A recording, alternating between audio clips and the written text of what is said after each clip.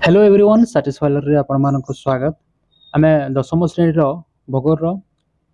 द्वितीय पाठ पढ़ुला भू संबल आ भू संबलता प्रथम अध्याय आम प्रथम पार्ट आम सरी जाइए जो आम तार उद्देश्य भारतर भू संबल व्यवहार विषय पढ़ुला आम अरण्य विषय भी अरण्य अन्य अरण्य को क्यों अनुसार व्यवहार कर भू संबल व्यवहार कर से गुड़िक आम पढ़ी सारी आउता ये सब गुड़िक जमी देखला ये अरण्य है कृषि निमित्त मिलुवा भूमि है अरण्य अन्य अणकृषि भूमि है अनाबादी भूमि है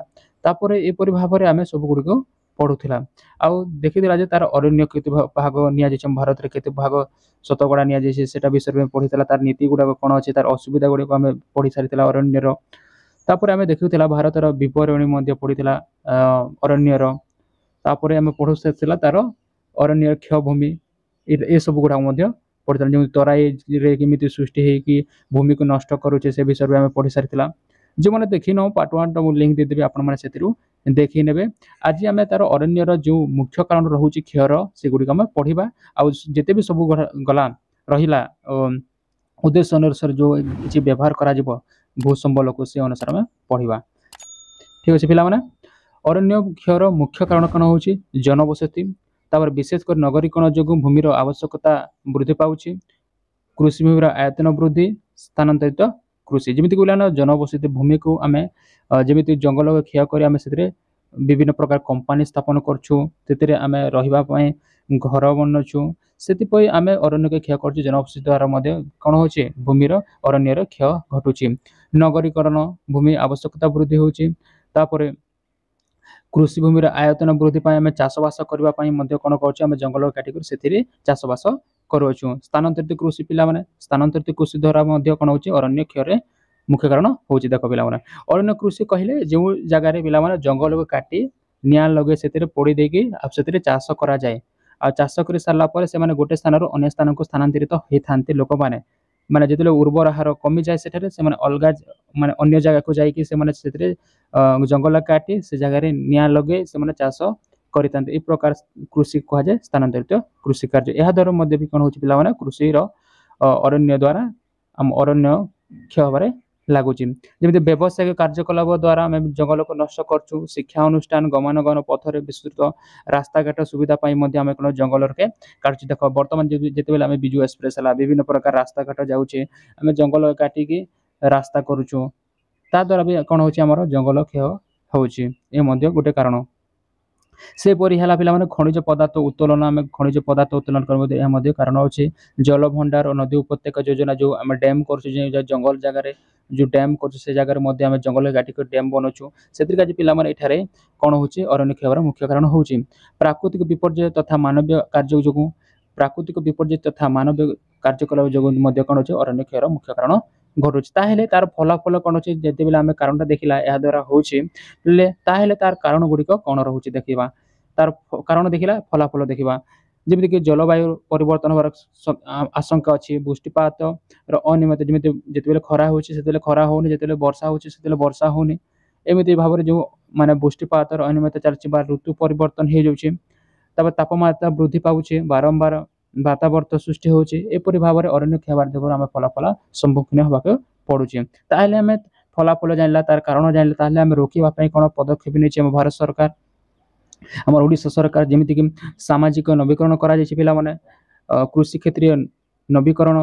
पुनः नवीकरण आम जंगल लगे आउ थे कृषि क्षेत्र में नवीकरण करवा जो चाष गोटे थर चाष कर सारापर आम आउ थे से चाष कर बिना जंगल को क्षय पहुँचे सेपरी भाव में आम ताकू रोकीपर तापर आम देखा नेक्स्ट अरण्य संरक्षण जल छाया निर्माण करवा वन उत्सव वृक्षरोपण सप्ताह पालन करवा लोक मान अवेयरनेस करवा पिला जातीय अरण्य नीति जमी आसी 1952 1958 2018 मसीहा पे मसीह आमर कौन जातीय अरण्य नीति आसी आ गोटे पिला मन तुम जाच कि ना जे प्रत्येक वर्ष आम देश में वन उत्सव बा वृक्षरोपण सप्ताह पालन कराए के मसरे पिला जुलाई अगस्ट मसरे यही सब गुड़िक पालन कराए जमीक देखा गला थर आमर कौन हो 2024 पिला फास्ट रु सेकेंड रु 7 जुलाई मध्य कौन वन उत्सव पालन करा এই ବର୍ଷ ମଧ୍ୟ ପାଳନ କରାଯିବା ଜୁଲାଇ ଅଗଷ୍ଟ ମାସରେ ଏସବୁ ଗୁଡ଼ିକ ପାଳନ କରାଯିବ ପିଲାମାନେ, ଯାହାଦ୍ୱାରା ଆମେ ଜଙ୍ଗଲକୁ କ୍ଷୟକୁ ରୋକିପାରିବା। ସେପରି ଦେଖିବା ପିଲାମାନେ ଆମେ ଦେଖିଲା ଅରଣ୍ୟ ଭୂମି, ଦେଖିଲା ଅରଣ୍ୟ ଭୂମି କେଉଁ ଅନୁସାରେ ଆମେ ବ୍ୟବହାର କଲା ଭୂ ସମ୍ବଳ ଉପରେ ସେ ସବୁ ପଡ଼ିଲା। ଏବେ ଦେଖିବା ଆମେ ସେକେଣ୍ଡରେ ଚାରଣ ଓ ଗୋଚାରଣ ଭୂମି। ଚାରଣ ଓ ଗୋଚାରଣ ଭୂମି କହିଲେ ପିଲାମାନେ ଯେଉଁ ଜାଗାରେ ପିଲାମାନେ ପଶୁ ପକ୍ଷୀ ମାନେ ବା ଯେତେ ବି ଜୀବଜନ୍ତୁ ଅଛନ୍ତି ଚରିଥାନ୍ତି ବା ଘାସ ଖାଇଥାନ୍ତି, এই ପ୍ରକାର ଚାଷକୁ କୁହାଯାଏ ପିଲାମାନେ ଗୋଚର ଭୂମି କୁହାଯାଏ, ଯେଉଁ ଜାଗାରେ ଗାଈ ଗୋରୁ ଚରିଥାନ୍ତି ଏମିତି ଏକ ଭୂମି। ଭାରତର ସମୁଦାୟ କ୍ଷେତ୍ରଫଳ ଶତକଡ଼ା ପ୍ରାୟ 4 ଭାଗ ଭୂମି ଚାରଣ ଓ ଗୋଚାରଣ ଭୂମି ବ୍ୟବହାର ହେଉଛି। ମନେ ରଖ ଯେ ଆମ ଦେଶରେ ସମୁଦାୟ ଯେତେ ବି ଜାଗା ଅଛି ପିଲାମାନେ ସେ ଜାଗାରୁ 4 ଭାଗରେ କ'ଣ ଅଛି ଆମେ ଗୋଚାର ବା ଚାରଣ ଭୂମି ବ୍ୟବହାର ହେଉଛି। କିନ୍ତୁ ଏମିତି ଆମ ଭାରତରେ କୌଣସି ଜାଗା ନାହିଁ ଯେଉଁ ଜାଗାରେ ନିର୍ଦ୍ଦିଷ୍ଟ କ'ଣ ଥିବା ଚାରଣ ଗୋଚର ଭୂମି ରହିଥିବ। କିନ୍ତୁ ମୋଟାମୋଟି ମନେ ରଖ ପିଲାମାନେ ଆମ ଦେଶରେ 4 ଭାଗ ଭୂମି ଚାରଣ ଓ ଗୋଚରଣ ଭୂମି ରହିଅଛି। ସେପରି ଦେଖିବା ପିଲାମାନେ ଅନେକ ସମୟରେ ଅରଣ୍ୟ କିମ୍ବା କୃଷି ଭୂମିକୁ ଚାରଣ ଭୂମି ଭାବରେ ବ୍ୟବହାର କରାଯାଇଥାଏ। ଥରେ ଥରେ କ'ଣ ଅଛି ପିଲାମାନେ ଆମେ ଯେଉଁ ଅରଣ୍ୟ ଅଛି କୃଷି ଭୂମି ଅଛି ତାକୁ ଚାରଣ ଆମେ ଯେତେ ବି ତୁମେ ସପୋଜ ଧରିନ ପିଲାମାନେ ଯେ ତୁମ ଘର ଯଦି ଗାଈ ଅଛି ଗୋରୁ ଅଛି ବିଭିନ୍ନ ପ୍ରକାର ପଶୁ ପକ୍ଷୀ ଅଛନ୍ତି କୋଉଠି ଜଗୁଛନ୍ତି ଯେଉଁ ଚାଷ ଜମିରେ ଜଗୁଛନ୍ତି କି ସ୍ୱତନ୍ତ୍ର ଏମିତି ଗୋଟେ ଗୋଚର ଭୂମି ଯେଉଁ ଜାଗାରେ ସମସ୍ତେ ଚରେଇ ନେବେ ଏମିତି ଏକ ଜାଗା ନଥିବ ଭାରତରେ ବା ଓଡ଼ିଶାରେ ଏମିତି ଏକ ଜାଗା ନଥିବ। କିନ୍ତୁ ଆମେ କ'ଣ କରୁଛେ ସେ କୃଷି ଭୂମି ଆଉ ଅରଣ୍ୟରେ ଆମେ ଯେତେ ବି ଆମ ଗଉ ହେଲା ଗାଈ ହେଲା ଏପରି ଭାବରେ ଆମେ ପଶୁ ପକ୍ଷୀକୁ ସେ ଜାଗାରେ ଚରିବା ପାଇଁ ନେଇଥାଉ। କୋଉଠି ଆଗରେ ଅରଣ୍ୟ ବା କୃଷି ଭୂମିରେ ବ୍ୟବହାର କରୁଛୁ। କିନ୍ତୁ ଆମ ଭାରତରେ ନିର୍ଦ୍ଦିଷ୍ଟ ଏମିତି ଏକ ଜାଗା ନାହିଁ, କିନ୍ତୁ ମୋଟାମୋଟି କହିବାକୁ ଗଲେ ପିଲାମାନେ 4 ଭାଗ ଆମ ଭୂମି କ'ଣ ଚାରଣ ଗୋଚର ଭୂମି ରହିଅଛି। ସେପରି ଗ୍ରାମ ମାନଙ୍କର ପୂର୍ବରୁ ଥିବା ଅନେକ ଗୋଚର ଭୂମି ଓ ଗୃହ ବିଭିନ୍ନ ଶିକ୍ଷା ସ୍ୱାସ୍ଥ୍ୟ ଓ ଅନ୍ୟାନ୍ୟ ଅନୁଷ୍ଠାନ ନିମିତ୍ତ ବ୍ୟବହାର ହୋଇଚାଲିଛି। ଦେଖ ଆଗ କାଳରେ ଯେଉଁ ଥିବା ପିଲାମାନେ ଗୋଚର ଭୂମି ରହିଥିଲା ଆମର ଯଦି ପୂର୍ବପୁରୁଷ ବେଳେ ସେ ସମୟରେ ଯେଉଁ ଗୋଚର ଭୂମି ଚାରଣ ଭୂମି ରହିଥିଲା ସେ ସମୟରେ ଭଲ ଭାବରେ ଗାଈ ଗୋରୁ ମାନଙ୍କୁ ପଶୁପାଳନ କରୁଥିଲେ ଭଲସେ। କିନ୍ତୁ ଏବେ ବର୍ତ୍ତମାନ ଯୁଗରେ କ'ଣ ଅଛି ପିଲାମାନେ ସେ ଯୁଗକୁ ସେ ଜାଗାରେ ଶିକ୍ଷା ସ୍ୱାସ୍ଥ୍ୟ ବିଭିନ୍ନ ପ୍ରକାର ଅନୁଷ୍ଠାନ ସ୍ଥାପନ କରି ବ୍ୟବହାର କରାଯାଉଛି। ସେପରି ଦେଖିବା ଯେ ହିମାଳୟ ପାର୍ବତ୍ୟ ଅଞ୍ଚଳ ଜାମ୍ମୁ ଆଣ୍ଡ କାଶ୍ମୀର ହିମାଚଳ ପ୍ରଦେଶ ଉତ୍ତରାଖଣ୍ଡ ପ୍ରଭୃତି ରାଜ୍ୟର ଉତ୍ତର ପୂର୍ବ ରାଜ୍ୟଗୁଡ଼ିକ ପାର୍ବତ୍ୟ ଅଞ୍ଚଳ ରହିଅଛି। ସେ ଜାଗାରେ ପାର୍ବତ୍ୟ ଯେତେ ବି ଆମେ ଦେଖିବା ଇଷ୍ଟ ନର୍ଥ ଇଷ୍ଟ ଷ୍ଟେଟ୍ ମାନେ ଯେତେ ବି ରହିଲା ପିଲାମାନେ ନର୍ଥ ଇଷ୍ଟ ଷ୍ଟେଟ୍ ସେଗୁଡ଼ାକରେ ବହୁତ ଜଙ୍ଗଲ ଅଛି ଆଉ ସେ ଜାଗାରେ ଆମେ ଗୋଚର ଚାରଣ ଭୂମି ଦେଖିବାକୁ ଅଧିକ ମିଳିଥାଏ। କିନ୍ତୁ ସେପରି ପଶ୍ଚିମ ଘାଟ ପାର୍ବତ୍ୟ ଭୂମି କେତେକ ପରିମାଣରେ ଚାରଣ ଭୂମି ଦେଖାଯାଏ। ଏସବୁ କ୍ଷେତ୍ରରେ ପଶୁପାଳନ ଅଧିକ ଗୁରୁତ୍ୱ ଦିଆଯାଇଥାଏ। ଦେଖ ପିଲାମାନେ କେଉଁ କେଉଁ ଜାଗାରେ ତୁମେ ଯଦି ଏକ୍ଜାମ୍ ପଢ଼ିଲେ କେଉଁ ଜାଗାରେ ପଶୁପାଳନ ପାଇଁ ଅଧିକ ଗୁରୁତ୍ୱ ଦିଆଯାଏ ଯେଉଁଠାରେ ଅଧିକ କ'ଣ ଥିବ ଗୋଚାର ଭୂମି ଥିବ ଚାରଣ ଭୂମି ଥିବ ସେ ଜାଗାରେ ପଶୁପାଳନ କରାଯିବ। କିନ୍ତୁ ଯଦି ମୁଁ କହିବି ଯେ ତୁମ ଘରେ କ'ଣ ଥିବା ପିଲାମାନେ ଜମି ଏକା ନଥିବ ବୋଲେ କେମିତି କେତେ ଦାନା ଦେବ ତୁମେ ପଶୁପକ୍ଷୀ କେତେ ଦାନା ଦେଇକରି ତୁମେ ରଖିପାରିବ ପଶୁପାଳନ କରିପାରିବ। ନିହାତି ତୁମେ ତ କିଛି ଏଫୋର୍ଟ କରିପାରିବ ତା ଠିକ୍ ଅଛି, କିନ୍ତୁ ନିହାତି ଯେଉଁ ଜାଗାରେ ଯଦି ଚାରଣ ଭୂମି ଗୋଚର ଭୂମି ସେ ସିନା ଲାଭବାନ ହେବ। ତେଣୁକରି ଏଇ ଜାଗାରେ ଯେତେ ବି ହିମାଚଳ ପ୍ରଦେଶ ହେଲା ତୁମର ଜାମ୍ମୁ ଆଣ୍ଡ କାଶ୍ମୀର ହେଲା ଉତ୍ତର ପୂର୍ବ ରାଜ୍ୟ ଗୁଡ଼ିକ ହେଲା ସେ ଜାଗାରେ ଅଧିକ ମାତ୍ରାରେ କ'ଣ ପଶୁପାଳନ କରାଯାଏ। ଆଉ ଗୋଟେ ଏକ୍ଜାମ୍ରେ ପଡ଼ିଥିବା ପିଲାମାନେ ସର୍ବାଧିକ କେଉଁ ରାଜ୍ୟରେ ଚାରଣ ଭୂମି ସର୍ବାଧିକ ରହିଅଛି ସେଟା ଭାରତରେ କେଉଁ ଜାଗାରେ ହିମାଚଳ ପ୍ରଦେଶ। ମନେ ରଖ ପିଲାମାନେ ଏକ୍ଜାମ୍ରେ ପଡ଼ିଥାଏ ଯେ ହିମାଚଳ ପ୍ରଦେଶରେ ସର୍ବାଧିକ ଚାରଣ ଭୂମି ଦେଖିବାକୁ ମିଳିଥାଏ। ବୁଝିଲା ପରିମାଣ ଚାରଣ ଭୂମି ଦେଖି ବୁଝିଲା ଯେଉଁ ଜାଗାରେ ଚାରଣ ଭୂମି ଆଉ ଗୋଚରଣ ଭୂମି କହିଲେ ଯେଉଁ ଜାଗାରେ ଗୋଟେ ସ୍ୱତନ୍ତ୍ର ଜାଗା ଯେଉଁ ଜାଗାରେ ଗଉ ଗାଈ ମାନେ ଚରିଥାନ୍ତି। କିନ୍ତୁ ଆମ ଭାରତରେ ସେମିତି ପ୍ରକାର ନିର୍ଦ୍ଦିଷ୍ଟ ଜାଗା ନାହିଁ। ଯଦି ଦେଖିବାକୁ ଗଲେ 4 ଭାଗ ଆମକୁ କ'ଣ ଗୋଚର ଚାରଣ ଭୂମି ଦେଖିବାକୁ ମିଳିଥିଲା। ଯେତେ ବି ଗୋଚର ଭୂମି ଅଛି ଏବେ ବର୍ତ୍ତମାନ ଯୁଗରେ ସେ ଯୁଗଗୁଡ଼ିକୁ ଅନ୍ୟାନ୍ୟ କାର୍ଯ୍ୟରେ ନିୟୋଜିତ କରିଦେଇଛନ୍ତି। ତାର ଆଉ ଗୋଟେ ମନେ ରଖ ପିଲାମାନେ ଭାରତରେ ସର୍ବାଧିକ କ'ଣ ଅଛି ଯେଉଁ ହିମାଚଳ ପ୍ରଦେଶରେ ପଶୁପାଳନ ପାଇଁ ଚାରଣ ଭୂମି ଦେଖିବାକୁ ମିଳିଥାଏ ଅଧିକ। ତାପରେ କୃଷି ଭୂମି ଅନୁସାରେ ଆମ ଭାରତରେ ଯେଉଁ ଆମେ ଭୂ ସମ୍ବଳ ବ୍ୟବହାର କରୁଛୁ ସେଗୁଡ଼ିକ ଦେଖିବା। ଭାରତର ସମୁଦାୟ ଜନସଂଖ୍ୟା ପ୍ରାୟ 2/3 ଲୋକ ପ୍ରତ୍ୟକ୍ଷ ବା ପରୋକ୍ଷ ଭାବରେ କୃଷି ବା କୃଷି ଭିତ୍ତିକ ବିଭିନ୍ନ କାର୍ଯ୍ୟ ଉପରେ ନିର୍ଭର କରିଥାଏ। ରାଇଟ୍ କଥା ଯେ ଆମେ ସମସ୍ତେ କ'ଣ ପ୍ରତ୍ୟେକ ଯେତେ ବି ଆମ ଜମିହୀନ ହେଇଥିଲେ ମଧ୍ୟ ଆମେ କ'ଣ ଇନଡାଇରେକ୍ଟ ଭାବରେ ଆମେ ସେ ଖାଦ୍ୟ ଉପରେ ନିର୍ଭର କରୁଛୁ କି ପିଲାମାନେ ନିହାତି ଆମେ କରୁଛୁ। ପ୍ରତ୍ୟକ୍ଷ ବା ପରୋକ୍ଷ ଭାବରେ ଆମେ କୃଷି ଉପରେ ନିର୍ଭର କରିଛୁ ଭାରତର ସମସ୍ତ ଲୋକ। ସେପରି ଦେଖିବା ପିଲାମାନେ ଦେଶର ସମୁଦାୟ କ୍ଷେତ୍ରଫଳ ପ୍ରାୟ ଅର୍ଦ୍ଧେକ ଭୂମି ବିଭିନ୍ନ ପ୍ରକାର ଖାଦ୍ୟଶସ୍ୟ ଅର୍ଥକାରୀ ଫସଲ ତୈଳଜୀବ ପନିପରିବା ଫଳ ଓ ଫୁଲ ପ୍ରଭୃତି ଉତ୍ପାଦନ କରିବାରେ ବ୍ୟବହୃତ ହୋଇଛି। ଯେତେ ବି ଜାଗା ମାନେ ଜମିଟି ଅଛି जिते भी अधिक जमी अच्छे सब जगह कौन हो मनुष्य तार जनसंख्या वृद्धि होगा लगी जहाँफल कि खाद्य शस्यर आवश्यकता पड़ुଛି अर्थ माने अर्थकारी फसलर आवश्यकता पड़े तैलजीवर आवश्यक पड़े तेणु जो से जमी को कौन अच्छे कृषि खाद्य नियोजित करा से जमी मन को कौन कह चाष जमी से देखा पे पृथ्वी में अन्य देश गुड़िक तुलन में यथेष्ट अधिक थिले कौन अच्छे द्रुतगति जनसंख्या वृद्धि जो मुंड पिछा चाष जमी क्रमशः ह्रास पाइबार लगी देख अन्य देश अपेक्षा आम देश हूँ तो आम चाष आम अधिक कर तथापि कौन होना आम जनसंख्या वृद्धि होची देख वर्तमान आम देश जनसंख्यार प्रथम आगे कौन थिला आगे जदि देखा आगर सर्वे अनुसार देखा बेले चीन थिला पिला माने सर्वाधिक जनसंख्यार फास्ट थिला किंतु जदि वर्तमान जदि कहबा पिला माने पॉपुलेशन आम फास्ट पृथ्वी रे आमे केते नंबर अछु 1 नंबर अछु पिला माने मन रख आउ ता जुग पिला माने आम जते भी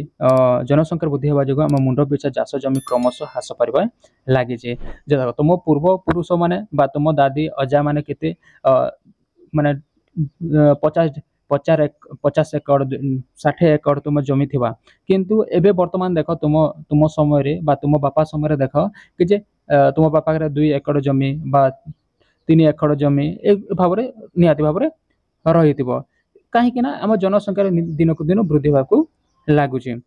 से पिला पृथ्वी में समुदाय चाष जमीर आयतन यार समुदाय क्षेत्रफल प्राय 32 भाग देख पृथ्वी में समुदाय चाष जमीर आयतन यार समुदाय क्षेत्रफल प्राय 32 भाग मात्र यह भारत प्राय शतकड़ा केते 46 रु 64 भाग मन रख जो पृथ्वी समुदाय चाष जमीर आयतन यार समुदाय क्षेत्रफल 32 भाग आम चाष जमी के जिते पृथ्वी जमी चाष जमी आम के भाग अच्छु 32 भाग मात्र यह पृथ्वी रे यह भारत प्राय शतकड़ा 64 रु 46 रु भाग रही अछि यह पिला माने स्वाधीनता पर समुदाय चाष जमीर परिमाण वृद्धि हबार परिलक्षित है जिते आम देश स्वाधीनता है तापर चाष जमी लोक मैंने चाष करने लगे अधिक मात्रा चाष कर वृद्धि होगा लगिला जमीती कि 1950 रु 51 यह प्राय 118.75 न्यूट हेक्टर थिला बेले यह वृद्धि पाई 2011 रु 2000 प्राय बेले को पिला माने 187.56 न्यूट हेक्टर थिला बेले से परि आमे देखो एटा थिला जेतेले भारत स्वाधीनता हला परे एते हेतिला तापर बढी दिन को दिन बढ़ी जाउची पिला माने 187.57 हला 2011 2012 समय तेज 2018-19 बेल को प्राय के 189.74 न्यूट हेक्टर हो माने चाष जमीर दिन को दिन कौन अच्छे बढ़ा लगुच माने जो जगार चारण भूमि थी गोचारण भूमि थी से जगह कले तापर अरण्य को काटिक कर आवश्यकता मेंटेन भाव चाष जमी को बढ़ा लगुच ताले पिला माने भारत में कृषि भूमि विवरणी के वितरण केमिति कर पिला मन रख जो जगार पानी स्रोत थी जलर स्रोत थी झरणर स्रोत थी से जगह आम चाष करती कर पानी नथिबो बा जोटा आम जल स्रोत नथिबो झरणा नथिबो नदी नथिबो केनाल सुविधा नदी योजना नथिबो से जगह आम चाष कर संभव हे कि ना हेबनी सेमिति आम जो जगह से अनुसार आम भारतर कृषि भूमि को विवरणी करिछु देख कृषि भूमि किंको जगह देखिबा भारतर गंगा ब्रह्मपुत्र महानदी गोदावरी कृष्णा कावेरी नर्मदा तांती प्रभृति नदी सेगुड़ी उपनदी उपत्यका गुड़िक और पूर्व पश्चिम समुद्र उपकूलवर्ती समतल भूमि ए जगार पिला माने अधिक मात्रा कृषि भूमि देखा मिली थाए से गुजरात महाराष्ट्र प्रभृति राज्य लाभजनक मालभूमि देखा मिली थाए मन एग्जाम पड़ी थाए क्यों जगह लाभजनक मालभूमि देखा जाए सेटा होचे गुजरात और महाराष्ट्र नदी प्लावन भूमि त्रिकोण भूमि पार्वत्य ढालू मालभूमि तापर देखिबा आम है कौटा मालभूमि अंचल शुष्क कृषि सोपन कृषि रोपण कृषि इत्यादि करा जाए देख पिला माने जो जगह पार्वत्य ढालू अंचल अच्छी मालभूमि अंचल से जगह शुष्क कृषि सोपन कृषि रोपण कृषि ए सब अनुसार आम चाषबास कर सब गुड़ाक स्वतंत्र गोटे पाठ अच्छी पिला माने आम नेक्स्ट क्लास से गुड़ाक पढ़ा सोपन कृषि शुष्क कृषि और रोपण कृषि जो कृषि चैप्टर पढ़ा से समय आम भल भाव ये सब गुड़ पढ़ा ओडिशा रे आओ आसाम छत्तीसगढ़ आदि राज्य में पार्वत्य अंचल अरण्य काटी बा पोड़ी स्थानांतरित कृषि करा जाय थाए याकू ओडिशा रे पड़ू चाष और आसाम रे झुम चाष कह जाए। एग्जाम पड़ी थाए जे पड़ू चाष बा स्थानांतरित कृषि को ओडिशा रे पड़ू चाष कह जाए, सेपरि आसाम रे कोन कह जाए झुम चाष कह जाए। मन रख जे आसाम रे जेतेबेले आमे स्थानांतरित कृषि करिथाऊ सेतेबेले आमे ताको आसाम को कह झुम ताको झुम कहिताऊ, सेपरि ओडिशा रे कोन जे पड़ू चाष कह जाए। जेमिति पिला माने देखो ए जगह सब तुम जानिथिबो ए जगह गंगा नदी ब्रह्मपुत्र नदी ए साइड रे देखिबा पिला माने सिंधु नदी आम जाईछि सतलेज रवि ए सब गुड नदी गुडाक जेतेले जाउछि ए जगह रे आमे करछु ए जगह अंचल रे सब जेते भी चाष जमी अधिक मात्रा रे देखिबा को मिलि थाए। आ तापर जेमिति देखिबा ए साइड रे आम पूर्व इटा हला पश्चिम घाट इटा हला पूर्व घाट ए जगह रे मध्यम बंदे पिला माने कोन होछि जेते महानदी आसुछि गोदावरी नदी आसुछि ए बार के कृष्णा नदी आसुछि नर्मदा नदी आसुछि ए भाव रे पिला माने ए जगह रे मध्य त्रिकोण भूमि सृष्टि करछि माने चाष जमी अधिक मात्रा रे हेइ थाए। तुमे 9 क्लास रे पढिथबो पिला नदी रो उपनदी नदी विषय तुमे से गुडी को पढि सारिथिबो। तापर देखिबा अपना माने कृषि अलभ्य भूमि जेमति एही भूमि रे अणकृषि संबंधी भू व्यवहार देखा जाए। पिला कृषि अलभ्य भूमि बेले जो कृषि जो जगह कृषि करा जाए नहीं, जेमति जनबसती यातायात पथ केनाल खଣି खदान ए जगह कुछ पिला माने एटा कृषि अलभ्य भूमि बा अणकृषि भूमि। आ गुडे लाबना पतित बा तथा अणकृषि भूमि जेमति पहाड़ मरुभूमि जलभूमि तापर नदी गंड ए सब गुडा कहूचे पिला माने अणकृषि भूमि कहा जाए। ए सब गुड पतित भूमि को मध्य अणकृषि मध्य कहा जाए। जेमिति पिला माने हमें प्रथम देखिबा जे जनबसती यातायात पथ केनाल खଣି खदान सब अछि ए सब गुड प्रथम प्रकार व्यवहार रे भूमि आयतन क्रमश वृद्धि पाइबारे लागिजे। जेतेबेले आम देश रे स्वाधीनता हला तापर केनो सेतेबेले बढ़िबार ए जेतेबेले आमे जनबसती हला यातायात सुविधा हला ए सब गुड दिन को दिन बढ़िबार लागिছে। जेतेबेले आम देखिला भारत स्वाधीनता हला बेले को देखिला तेले 9.36 न्यूथ हेक्टर थिला बेले 1955 1956 पिला माने सेतेबेले 22.17 न्यूथ हेक्टर होइछि। माने प्रथमे देखिला जे जेतेबेले आमे देखिला जनबसती यातायात पथ केनाल खଣି खदान ए सब गुड जे अणकृषि अछि बा कृषि अलभ्य भूमि अछि सेटा दिन को दिन बढ़िबा के लागुछि। जेतेबेले हम भारत स्वाधीनता हला सेटा 9.36 हला पिला माने जेतेबेले हम जेतेबेले भारत स्वाधीनता हला से थिला तापर भारत हला पर 10 वर्ष पर कोन थिला पिला माने 22.17 न्यूथ हेक्टर हला। कारण एहा समय देशर अर्थनैतिक प्रगति नगरीकरण शिल्पकरण और रास्ता घाट इत्यादि बुझबारे लागिছে। लोक मानको सुविधा अनुसार ए सब गुडी को बढ़िबारे लागिले। सेकंड देखबा पिला जोटा पतित भूमि जहा को कहचु बा पहाड़ मरुभूमि जलभूमि ए गुडी को जेते देखिला ए दिन को दिन ह्रास पाइबा के लागुची। कारण ए जगह रे आमे विभिन्न प्रकार शिक्षा अनुष्ठान माने सांस्कृतिक अनुष्ठान चाष जमी आम क्षय हवा जोगु बा चाष जमी रे तार उर्वर नष्ट हवा जोगु आमे करछु पार्वत्य भूमि रे मध्ये आमे चाष करबा को पछगुंचा देउनु पिला माने आमे कोन कहछे निज जमी रे कोन विभिन्न प्रकार आमे रासायनिक सार पके दोछु जापर उर्वर नाश होउची हमर ता दुगु आमे कोन से जमी मानको मध्ये जेति आम को जमी माने जेति पतित भूमि गुडी अछि से भूमि को मध्ये आमे व्यापार रे आणुचे। तेनु कर एरा दिन को दिन ह्रास पाइबा लागुचे। किंतु जो पहलाटे देखिला पिला माने जो आम जनबसती स्थान गमन केनाल हला ए सब गुडी दिन को दिन बढ़िबा लागुचे। किंतु पहाड़ पर्वत जलभूमि नदी गंड ए दिन को दिन कमिबारे लागि जेंति भारत स्वाधीनता हला परे 38.16 न्यूथ हेक्टर थिला बेले 1995 रु 96 बेले को पिला माने कना 19.21 न्यूथ हेक्टर ह्रास पाइছে। कारण ए समय विभिन्न सांस्कृतिक अनुष्ठान तथा कृषि भूमि पाई आवश्यक भूमि रूपे व्यवहार करा जुछि। एही प्रकार भूमि भू व्यवहार पश्चिम रे सर्वाधिक रहिछि। मन रख जे कहा जोगु सर्वाधिक भू व्यवहार ही पर से राज्य गुडी कहला माने पश्चिम बंग सर्वाधिक ही अछि। आउ पतित भूमि पहाड़ पर्वत को बा मरुभूमि को जलखंड को केउ जगह रे सर्वाधिक व्यवहार रे आणुछि सेटा होजे पश्चिम बंग। मन रख एग्जाम रे पढिथाय। तापर पिला माने अनाबादी भूमि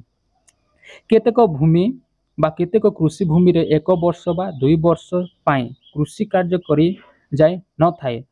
आउ केतेक थर 2 रु 5 वर्ष धरी मध्य कृषि कार्य करा जाय न थाए ए गुडी को कहा जाय पिला अनाबादी कृषि कहा जाए। मन रख जे जेतेबेले आमे 1 बा 2 वर्ष भूमि तक पर्यंत आमे चाष कार्य न करिबा बा 2 ରୁ 5 वर्ष धरि आमे चाष कार्य न करबा से प्रकार भूमि को कहा जाय पिलामन अनाबादी भूमि कहा जाय। एहार आयतन क्रमशः ह्रास पाइबार लागिछि कारण उन्नति सार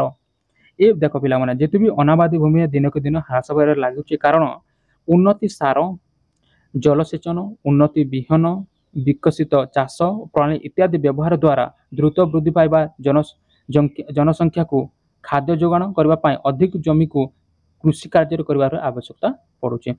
आमे जेते भी अनाबादी भूमि थिला जेते बेले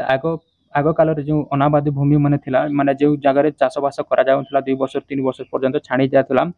से किंतु एबे से जो सेटा आउ नाही अनाबादी भूमि एते देखा जाओ नाही कारण से जगह रे आमे कोनोची आम जो पूर्व जो व्यवहार करा जाथला चाष जमी आमे व्यवहार करते दिनक दिन हार पाउचे माने उर्वर हार पाउचे जलसेचन ठीक हो पारुनी तेणुकर आम कह अनाबादी भूमि में कृषि कार्य नियोजित करुवा आवश्यकता पड़ुछि कि आम जगार जनसंख्या वृद्धि भाव में लगी पिला सेपरी देखा पिला यही प्रकार अनाबादी भूमि तमिलनाडु बिहार आंध्र प्रदेश नागालैंड मणिपुर मेघालय राजस्थान कर्णाटक ए जगह पिला अधिक मात्रा देखा जाए। मन रख अनाबादी भूमि क्यों जगह सर्वाधिक क्यों राज्य गुड़िक सर्वाधिक देखा जाए सेटा होछि तमिलनाडु बिहार आंध्र प्रदेश नागालैंड मणिपुर मेघालय राजस्थान कर्णाटक ए जगह सब देखा जाए। आउ टिके नोट करनो पिला बने हाँ चलंती पतित भूमि क्या कहा जाए जेउति चलंती कृषि भूमि कृषि बा चलंती कृषि वर्ष बा ताठारु कम समय धरी कृषि कार्य करू नथिबा भूमि को कहा जाए पिला माने चलंती पतित भूमि कहा जाए जेमिति कि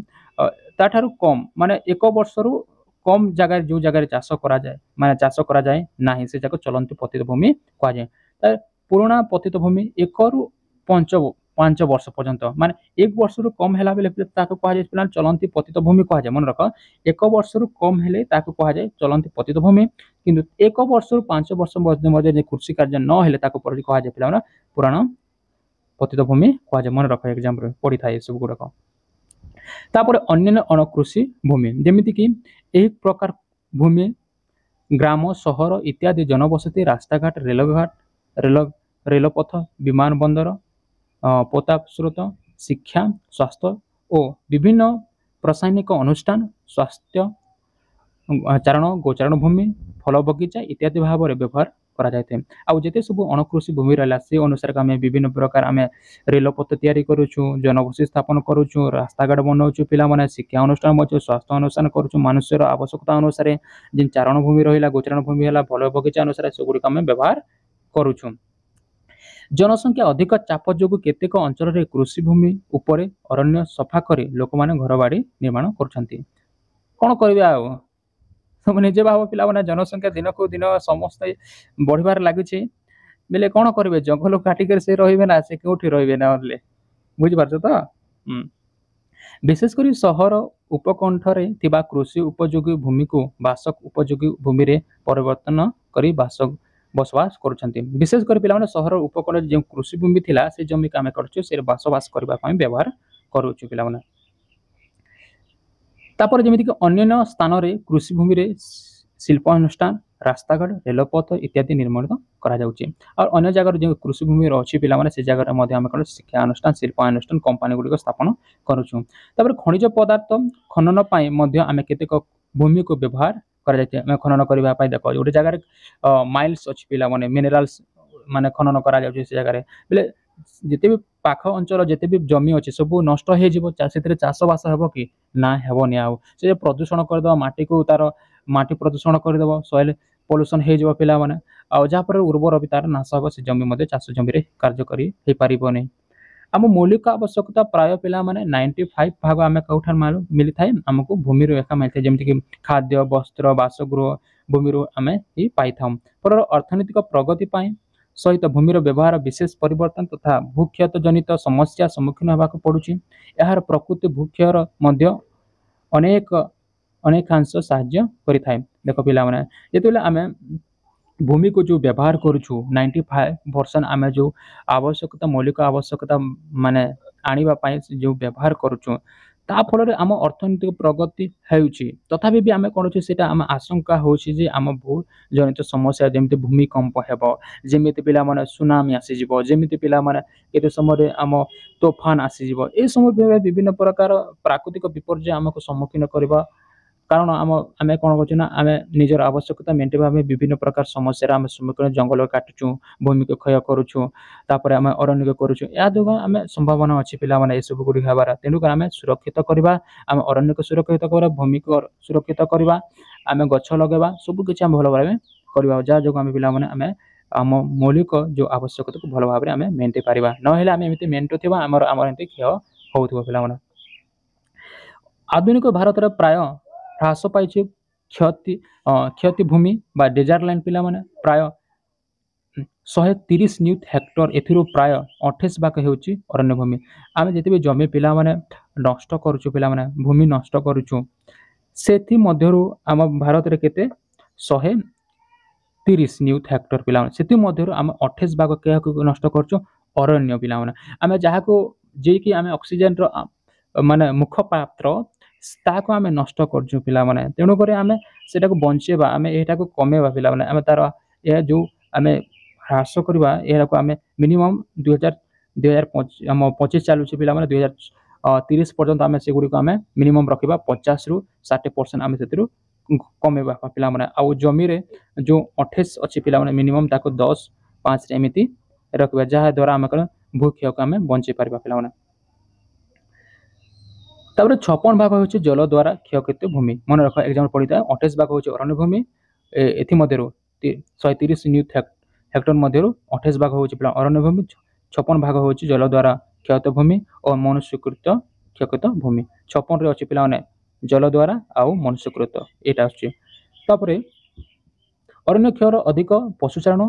ଖଣିଜ ପଦାର୍ଥ ଖନନ ଇତ୍ୟାଦି ଦ୍ୱାରା ମଧ୍ୟ କ୍ଷୟ ହେଉଛି। ତାହେଲେ ପିଲାମାନେ ଆମେ ନିହାତି ଦେଖିଲା ଯେ କ୍ଷୟକ୍ଷତ ଭୂମି ଦେଖିଲା ଯେ ଏସବୁ ଗୁଡ଼ିକ କେଉଁ କେଉଁ ଜାଗାରୁ କେତେ ପରସେଣ୍ଟ ଯାଉଛି ଆଉ କେତେ ଜାଗା ନଷ୍ଟ ହେଉଛି ଆମେ ଦେଖିଲା ସେଇଟା। ତାହେଲେ ଆମେ